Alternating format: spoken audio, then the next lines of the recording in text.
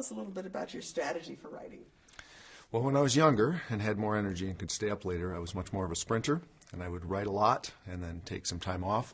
I'm much more of a marathoner now. I have a one-page article from the Chronicle of Higher Education from a writer, English department at Middlebury College. It says, the glory of 2 pages a day. And he talks about find a time that you can do it and if you can even get 2 pages a day. And he includes editing in that. And for him, it was 4 to 6. That was the time in the afternoon he wanted to do it. For me, I could never do it during 4 to 6. But I do find a time, and I try to do that. I don't do it every day, but I'd like to do it every day. That's my goal. And if you can just get something down on paper, even if it's editing, even if it's really not very good, reviewing something that's bad is a lot better for me than staring at a white computer screen. I think the textbook writing is a little bit more like a mile wide and an inch deep. I think most people would find that to be harder. I actually enjoy that. I would say it's probably easier for me. I think of textbook writing a little bit like teaching. I'm writing to teach.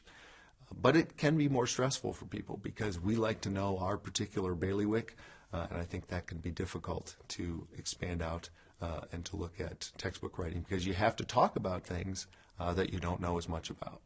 I guess one warning that I would give people who are considering textbook writing is to don't go into it thinking that it's going to give you some financial advantages. We don't make a lot of money in our line of work, and I first went into textbook writing thinking that I was going to be able to have some of the creature comforts that I otherwise wouldn't have had.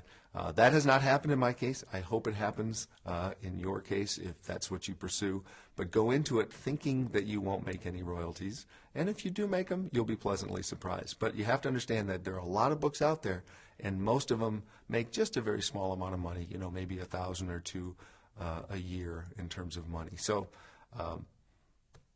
be patient and have low expectations, and if you exceed them, that's great. I think peer review and colleague review is really important. I think it's something we are probably not trained to do in graduate school. The people who read our work are the 5 people on our dissertation committee.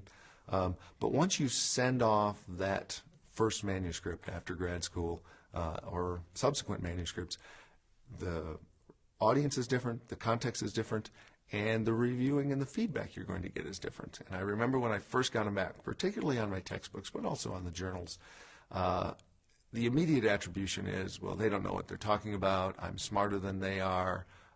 But you don't want to get into a wrestling match with reviewers because the reviewer will always win. So instead, take the feedback, see how you can make the manuscript better, and if you can get past that initial reaction that's sort of a personal affront, I think that you'll be much better off, and the feedback will help you. I think it's also helpful if you can serve as a reviewer for other people. I know that takes a lot of time. I know it's tiring, and for those of us, I guess I wouldn't include myself in that. For people who teach writing, it can be very tiring to give feedback.